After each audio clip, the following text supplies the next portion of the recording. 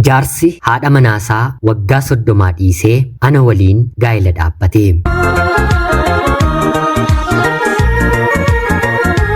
Yeroodhaaf maqaa kiyya himachuun barbaadu kanan dhaladheetti guddadhee Jiituu Magariituu Oromiyaa keessatti.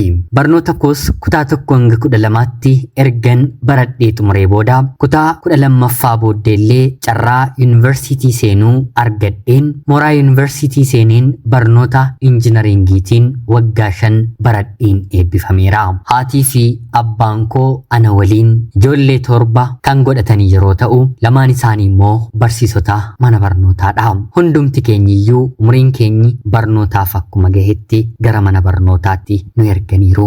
Ana booddees ijoollee 2tu quxisuu yookiin immoo eegoodhaan jira. Ijoollee 7 haatiif abbaan koo waliin godhatanii keessaa dhiirri 2 qofa yeroo ta'u 5 immoo nuyi dubartoota. Seeraan jiraachaa nutis barnoota keenya barachaa otoo jirrutti haati haadha koo jechuun akkoon keenyi dulloomtee addunyaa kanarraatii boqotti. Haati haadha koo jechuun akkoon keenya tokkitti kan deesse mucaa haadha koo malee hin qabdu. Haadha koo waliin baay'ee wal jaallatu akka ijaatti yookiin immoo lubbuutti ishee ilaalti. Bara dubartootaaf barnoonni ulfaataa yookiin immoo dhorkamaa turetti haati ishee mucaa kiyya barsiifachuun qaba jettee waan qabdu walitti funaanuunidha rakkattee barsiifatteetti. Waliinis wanta isaan hin taane hin qabanii. Haadha kiyyaan ala dhala dhabdee dhala gara biraa argachuuf jecha gaa'ela hedduu ijaartee deebistee immoo diigdeetti. Maarreegaa umrii ishee walakkaatii ol kan waliin jiraattetu haadha isheetu addunyaa kanarraatii boqote. Haadha keenyaaf wanti kun salphaan taane. Eega sanaatii haati keenyillee dhukkubsachuu jalqabde. Abbaan keenyi ni boqota jennee otoo eegnu waggaa haati ishee boqotteetti haati keenyis addunyaa kanarraatii dabarte. Naasuu addaa akka maatiitti dandamachuu yookiin immoo qabachuu nuti hin dandeenye ture. Gaddis mana keenyaa bahuu didee. Abbaan koo halkan guyyaa otoo hin jedhin giiftii koo, haadha koo, jaalallee ijoollummaa koo jechuun boo'aa baatiiwwan muraasa erga dabarsee booda innis haadha keenya biraan hafne. Haati koo boqottee inni immoo baatii 8 keessatti addunyaa kanarraatii darbe. Waggaa 3 yeroo hin guunne keessatti akkoo fi haadhaaf abbaa keenya dhabne. Duuti balbala keenya rukutee qabna kan nuti jenne harkoowwan keenya nurraatii fudhate. Silaa haati yoo boqotte abbaan yoo boqote obbolaa haadhaatu ijoollee fuudhee guddisaa. Amma nuyiin eenyu nu haa guddisu? Yeroo abbaan keenyi dhumarratti boqotu obboleessi keenyi kutaa 12 xumuree kolleejjii barachaa jira ture. Beenyaa yookiin immoo xurataan haadhaaf abbaa koo kan kanfalamu ture. Isa fuudhee nuunis nu gargaaraa akkuma isaattuu barnoota isaa waggaa 3 baratee xumure. Kanaan obboleessi keenyi nu barsiisa. Kanaan booddee hojii argatee nuunis haga xumuraatti bakka nu qabsiisa jennee abdii godhachaa turre. Haa ta'uutii garuu hojii qabatee baatii muraasa yeroo hin guunne keessatti uffata tokkollee nam tokkorraa otoo hin jijjiirin gaa'ela dhaabbate. Dhiirri gaa'ela yeroo dhaabbatu garagalee maatii isaa obbolaa isaa akka hin ilaalle beekamaa.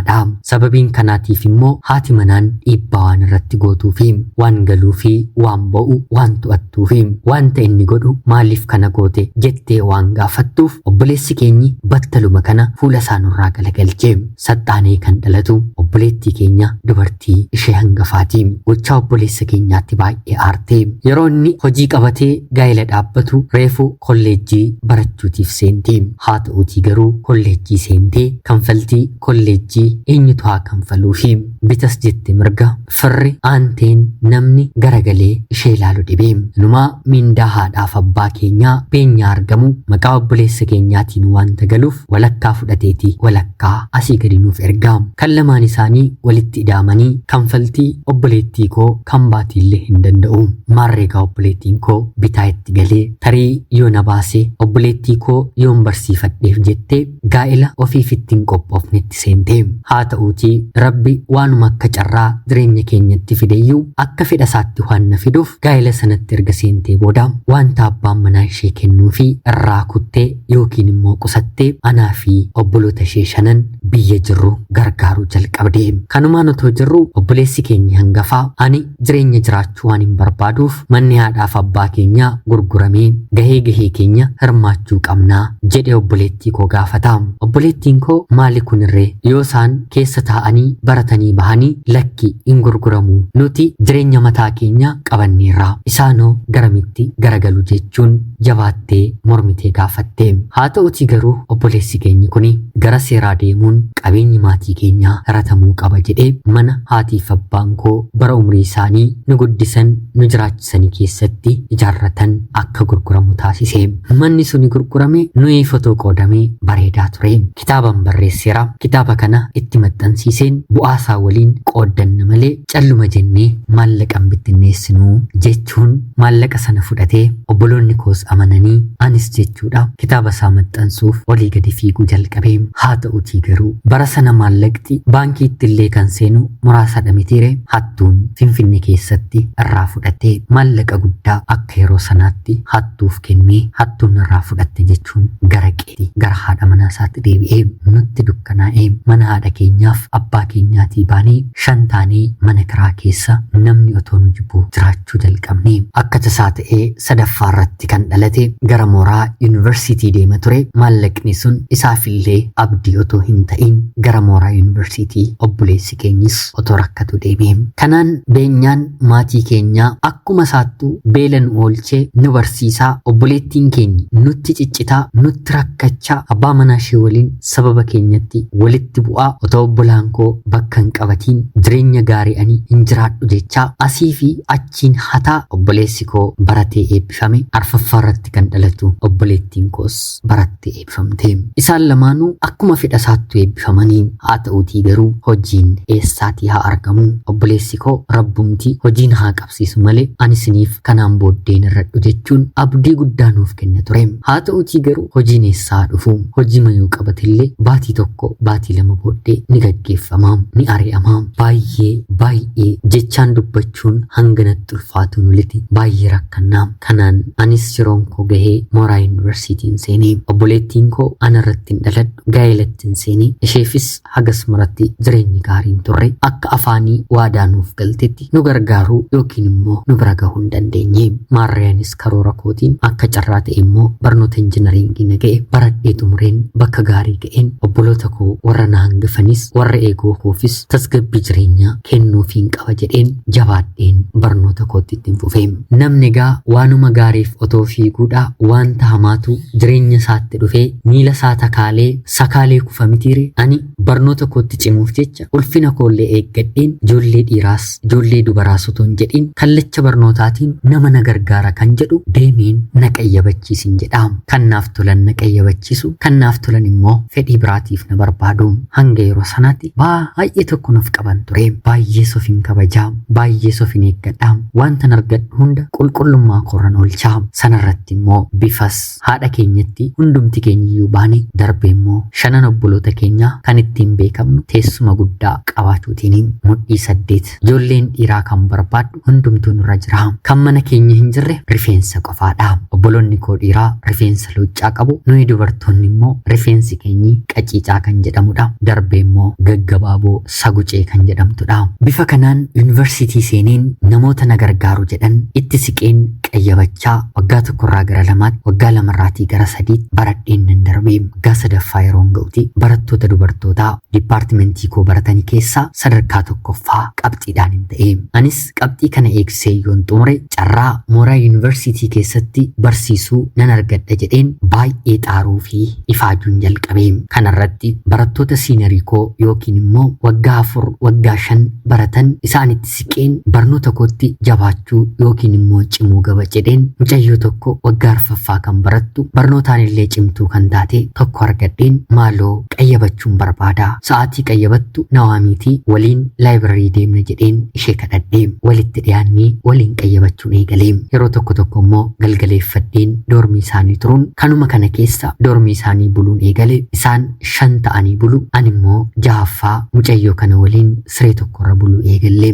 Barasaan waggaa 5ffaa deebi'anii dhufan ani immoo waggaa arfaffaa baradhu seemisteera tokkoon qabu hundaafuu xiqqoodha kottu nu biratti baradhu naan jedhanii seemisteera sattaanu piraaktisii yookiin immoo appaarentii kan jedhamu waan hin ba'uuf isaan bira taa'een barachuun eegalee baay'ee hiriyoota taane baay'ee wal jaallanni na qayyabachiisu wantan barbaadu hundumaa karaa barnootaa hinnaaf godhu sanananis piraktisiillee biyya biraatti bahuun qabu jedheen achuma magaalaa yuunivarsiitiin baradhu keessatti ba'een dormii otoo hin gadhiisiin nan xumuree ijoollee kana waliin waggaa tokko dormii keessa waliin jiraanne maarreegaa akkan yaadu naaf ta'ee bara waggaa arfaffaas qabxii gaariin fidadhee waggaa shanaffaattiin darbee ijoolleen kun hundumti isaanii naannoo kaabarraatii kan dhufanidha jechuun Tigiroota hojii barbaacha Finfinnee keessaa naanna'uu eegalanii mooraa yuunivarsiitiis dubartoota keessaa carraa leekchararii hin kennine ture nam tokkollee otoo mooraa yuunivarsiitiitti nafiin ni bahanii bara dhufu warra kana yookiin immoo warra keenyaaf ni kennama jedhamee abdiin ture haa ta'utii garoonis baradhee yeroon xumuru mooraa yuunivarsiitii seera haaraa baasee barataan kamiyyuu mooraa yuunivarsiitii baratetti qacaramuu qabu kan dorgomuu qabu Finfinneetti akka barattoota hundumaatti mooraa yuunivarsiitiin beeksisa baatee qacaruu qaba jedhanii kun immoo ijoollee dhiiraa waliin dorgomanii mooraa yuunivarsiitii irratti qacaramuun wanta ulfaatuuf natti na ulfaate qormata hedduus nan qorame eebbifameen booddee jechuudha darbuu hin dandeenye qabxii otoo hin qabu carraa kana nan dhabee abdii guddaan kutee sammuudhaanis nan miidhame kanaan beeksisa garaagaraa hordofeen dorgomuu eegaleen baatii onkoloolessaa keessa dhaabbata konistirakshinii tokko keessatti qarshii 1,200 waggaa 9 dura nan qacarame mindaa xiqqoo taatus haa ta'uutii garuu harka galfachuuf bareedaadha jedheen ijoolleen kaan otoo tuffatanii ani hojjechuun jalqabe maarreegaa kanaan otoo jiruuti barattootan dormii isaanii galeen waliin barachaa turaniin akkam taatanii jechuun waa'ee jireenya isaanii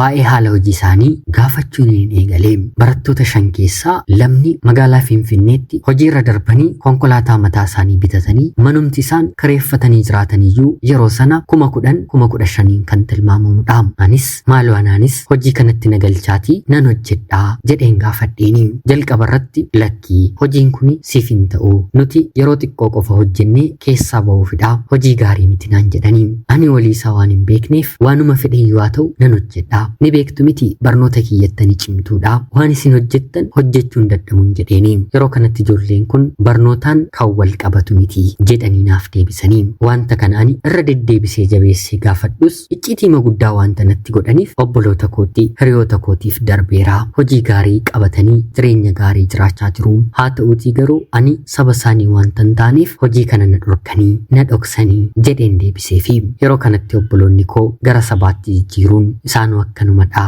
sabni kaabarraa dhufe Oromoon akka inni milkaa'u hin barbaadu naan jedhanii anis kanatti itti qabameen isaaniifis bilbiluu itti dhiyaachuus nan dhiise yeroo tokko ayyaanadha shanan keenyu waliin dabarsinaa yoo barbaadde atis dhufuu dandeessaa bakka kanatti naan jedhanii hoteela waan na ta'eef maallaqa hin qabu uffatuman ayyaanaaf ta'u jijjiirradheen dhufullee hin qabu jedheeni yeroo kanatti isaan keessaa tokko konkolaataa isheetiin dhuftee uffata haaraa kan ayyaanaaf ta'u naaf fiddee dhufuun hodhu kuni kennaa ayyaanaati waliin ollaa naan jettee guyyaa ayyaanaa na fudhattee deemtee jireenyi isaan jiraatan wanta gara biraadha waanuma qabeenya waggaa tokko keessatti horatamiin fakkaatu mana lamaan isaanii guyyaa ayyaanaa kana deemneerra lamaan isaaniiyyuu jireenya ajaa'ibaa jiraatu kanatti hiriyoota warra akka isaanii hojii hin jalqabne keessaa tokko baqqaa hojii namni jiraadhu nagahaa waggaa 15 toon hojjedheeyyuu akka keessanitti jiraachuu hin danda'u ani immoo kan hin barbaadu jireenya kanadhaa nan hojjedhaa jettee ana biratti isaanitti dubbatti yeroo kana anis isheedhaan hojjedhu jettanii kadhattu ani immoo nan hojjedha jedheen yeroon isin kadhadhu na diddu miti yeroon jedhuuni yaa abaluu nuti siif jenneeti ati akka keenya miti hojiin kun wanta siif hin taaneefidha hojjechuu yoo feeta ta'e garuu nuti kan hojjennu hojii akkanaatii har'aa kaastee hojjechuu ni dandeessaa jedhanii naaf deebisanii anis waanuma fedhe yoo ta'u jireenya akkanaa na jiraachisa taanaan nan hojjedhan jedheeni yeroo kanatti isaanis hojii hojjetan jalqabaa haga dhumaatti natti himanii mataa kiyyan qabadhee wantiin guyyaa guutuu isaan waliin nyaachaan oole na keessaa ba'uutiif jedhee kan hojjetteeti uffata kana naaf bittee yeroon jedhuuni eeyyeen eessaan fidaree maalin hojjedharee naan jettee guyyaa sana uffata kee kana hin barbaadu kabaraa naaf kenni hojiin kun cubbuudhaa jedheen deebisee fi cubbuu ta'uu wallaallee otoo hin taane hojii jireenya keenya jijjiiruu dhabneeti jedhanii naaf deebisanii kanaan guyyaa sana jibbeen gara mana kootiin galee manni nani kireeffadheeru yoon dubbachuu adde wayyaa kan hin jiru magaalaa Finfinneedha. Bakki hojjechaa oolu aduurra roobarra ijoollee dhiiraa waliin as qabeen achi qabeen nan ilaalee baatii 2 baatii 3 hojiin jalqaba argadhe ergan hojjedhee booda dhumarratti garuu ciniinnadheen akkuma mucayyoo sanaa anis nan hojjedhaa naaf barbaadaan jedheeni sanarratti ani hamma yeroo sanaatti kabaja koo waliin ture. Hangam ijoolleen dhiiraa na barbaadanis jaalallee qabadhus dabarseen of kenneen hin beeku. Haa ta'uutii garuu jireenyi wanta gaarii jiraachuun inaaffaan hiriyoota koo kanarratti argu akkan seera uumaa diiguna taasistee hoteela tokko na fuudhanii deemanii na galmeessanii suuraa garaagaraa 5 mana suuraatti uffata gaggabaabotiin na kaasisanii walii mallatteessiin hojiin hojjedhu irraatii parsantii 20 hoteela sanaaf kana fi mataa koof yeroo siif bilbilame qofa mana kana seentanaan jedhanii lakkoofsa bilbilaa ittiin bilbilan naaf kennanii yeroo mana sana dhaqu meeshaa elektirooniksii kamiyyuu moobaayila sa'aatii waa tokkoyyuu akka hin qabanne na akeekkachiisanii biraan deemee sanarratti kabajallee akka hin qabu hiriyoota kootti waan tan himeef kenneefiin hin galee gatii kabajni kiyyatti gurguramu hiriyoota koo waliin mari'atanii dhumarratti walii galanii guyyaa 3 booddee gara hoteela sanaan deemee nama sana bira taa'ee deemee haasofsiisinaan jedhanii nama guddaadha abbaa kiyyallee ni caala deemeen haasofsiisee namni kun lakkoofsa akkanaa deemii seeninaan jedhee deemeen seenee isobda taanaan kanfaltii tokkoyyuu narraatiin argattu naan jedhee anis toleen jedheeni dhumarratti kabaja koo fudhatee maallaqnis mindaa kiyyatti dachaa meeqa kan ta'u naaf kanfalamee namni sun naannoo baatii 3tiif maamila koo ta'ee baatii 3 booddee anaan dhiisee dubartii gara biraa qabatee. Haa ta'uutii garuu yeroo yerootti nuuf bilbilama nama biraa waliin hojiin ni jira. Hojiin inni isiniin jedhu maal akka ta'e ni beektu mitiire afaaniin dubbachuun nan barbaachisu. Kanaan egaa jireenya kana keessa jiraachuun jalqabee kana qofaa miti. Hiriyoonni koo kunillee muuxannoo godhachaa dhufanii haala ittiin ilma dhiiraa gammachiisan tooftaawwan saalqunnamtii garaagaraa akkati maallaqa guddaa namaaf kennuu danda'an icciitii hojii kana keessa jiru waa hedduu natti manii anis ergan baree booda manguddoo yookiin immoo jaarsa tokko irratti gaggeessuun maamila yeroo dheeraan godhadhee sa'aatii kamittiyyuu anaan qofa barbaadaa nama biraa waliin waliigaltee uumuun barbaadu maallaqas guyyaa guyyaatiin naaf dabalaa dhufee inumaa galgala hin bulani ture namni kun galgalallee dabalatee na waliin buluu eegalee naannoo baatii 4 otoo walirraa addan citiin erga waliin turree booda akkuma qoosaa maaliif haadha manaa kee hiikte anaatiin hin fuutuu jedheen gaafadheeni yeroo kanatti jaarsi ati natti heerumta taanaan haadha manaa koo miti jireenya kamiyyuu dhiisuu nan danda'anaan jedhee anis ijji kiyya kanarra jiru maallaqa saadha waan na ta'eef haadha manaa kee yoo hiikte na fuudhuu dandeessan jedheeni jaarsi guyyaa sanarraatii kaasee gaa'ila isaa waggaa 30 ol keessa ture diigee qabeenya jiru waggaa tokko keessatti haadha manaa isaa waliin adda qooddatee mana gastaawusii qarshii 40,000tiin naaf kireeffatee keessa galee akka haadha manaaf abbaa manaatii waliin jiraachuu eegallee konkolaataas naaf bitee jireenya gaarii qananii addaa na jiraachisuu jalqabee jireenyis natti tolee kaayyoon koo dura obboloota koo warra barataniin xumurres warra jireenya jalqabanis jireenyaan boqochiisuudha mitiire jaarsa kanatti heerumuu koo hundumti isaaniiyyuu wanta narratti jibaniif isinis boolla galaa jedheen nan dhiiseenii jireenya sin jiraattan yoomiyyuu yoo ta'e hin jiraadhu jireenya kanatti natti toleera jedheen konkolaataa koo otoo nuufuu konkolaataa koo fuuldura dhaabbadheen suuraa ka'een isaaniif erguun darbee immoo inaafsisuu jalqabee obboloonni koos anarraatii adda citanii akka carraa ta'ee obboleessi keenya inni dhiiraa sadaffaa irratti dhalate hojii giddugaleessaa tokko argate obboloota koo hafan gargaaruu yeroo sana eegalee maarreegaa kanaan nama kana waliin haadha manaaf abbaa manaa ta'uu miti nan dahee fi mucaa dhiiraa tokkos nan godhadhee fi wanti hundumtuu akka yaadanitti akka tilmaamanitti nafu mitiire teessumni koo bifti koo bareedinni koo yeroon dahee ka'u hundumti isaayyuu narraatii badee jaarsumti kun dulloomaan si'a 2 gadi jedhee ol jechuu hin dandeenye yookiin bifa kee jijjiiri yookiin dubartii biraattiin ce'anaan jedhee amma immoo fiigichaan daa'ima koo seeraan otoon hoosisiin harma addaan baatii 3tti kuchisiiseen ispoortiin jalqabee qaama kiyya deebisuuf jechuudha. Haa ta'utii garuu eekkamsi waaqaa nama biraa nafuutii ittuma furdachaa ittuma dabalaa ittuma fokkisaa bifti koo guutummaatti badee nama kana waliin mana tokko keessa waggaa 3 jiraannee mucaan kiyyas waggaa 2 yeroo fixu ijoolleen nama kana kottu haadha manaatuu qabdu haadha keenyatti nuuf deebi'e isheenis dhukkubsachaa jirti dulluma keessan salphatinaa jechuun gara mana isaatti deebisanii innis haadha manaa isaatiin dhiifama gaafatee guyyaa dhiifama guutee fiitii kaasee anaatiin na dhiise. Gaa'ela seera qabeessaan qabnu konkolaataa tokko maqaa kootiin naa bitee ture. Konkolaataan suni narratti hafte baatii saxxaanu manan kireeffadhe keessaan bahe bakka biraan gale kanaan kufaatiin jireenyaa natti galagalte. Obboloota koof bilbiluun eegalee narraatii hin kaasanii obboleessi koonni hangafaa guyyaa tokko narraa kaasee quufa keetu sirraa galee miti jaarsi kee hin du'e moo si ajjeesinaan jedhee wantan deebisuuf hin dhabee otuu garaan beeloftuu konkolaataan nama hin barbaachisu jedheen konkolaataa sana gurguruuf yeroon deemu idaa baankii turre jira.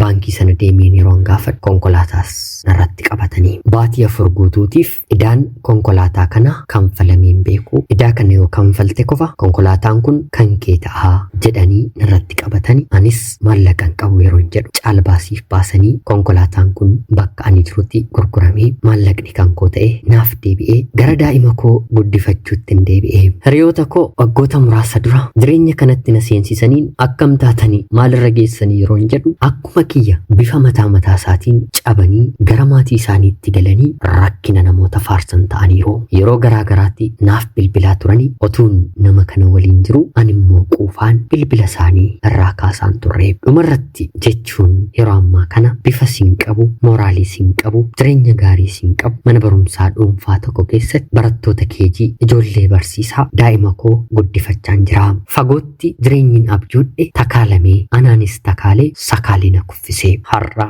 gaabbiin taane keessa jiraachaan jira. Akka koo namni gaabbaa jiraachuu addunyaa kanarra jira jedheen yaadu. Obboloota koo magaala Finfinnee illee dhufaniiru yoo jedhaman nan baqadhaa nan dhokadhaa kana fakkaadheen na argumoo jedheen jalaatiin badaa. Si'a hedduu bilbilanii miseejiidhaan barreessanii maaloo haaluma ati keessa jirtu ilaallee deebina jechuun na kadhachaa turaniiru. Ani garuu nan didee obboleessa koo hangafaat akkan jireenya sana jiraachaan jiranii beeka baga jedhee narratti murteessee isaaniinis amansiiseera. Dhiigummaadhaaf na barbaadu ani garuu isaan hin barbaadu. Yoomiyyuu immoo isaan arguun fedhu sababiin isaa immoo quufti jechoota darbaa hedduu obboloota koo irratti illee akkan dubbadhu na taasiseera. Akka koo ta'uu akka koo salphachuurraa rabbi guddaan isinaa oolchu. Ana obboleettii keessan magaalaa Finfinnee irraatii ulfaadhaa nagayaatti galatoomaa. Yoyyaa ashamaa akkam jirtu kabajamtootaa hordoftoota qophii keenya. Nagaaf jaalalli tokkummaan bakka jirtan hundaatti hunda keessaniif haa ta'u jecha uummanni Oromoo hundi keessaniyyuu bagaa ayyaana Irreechaa bara 2018 isiniin ga'e jecha ayyaanni kun kan galataa, kan jaalalaa, kan gammachuu fi kan milkaa'ina hunduma keessaniitiif bakka jirtan hundaatti isiniif haa ta'u. Qophiin guyyaarraaf sa'aatii kanaaf isiniif qabadheen dhiyaadhe kanuma fakkaatti. Qophii seenaa barsiisoo gara biraatiin haga walitti deebinutti bakka jirtan maraan turtii gaarii.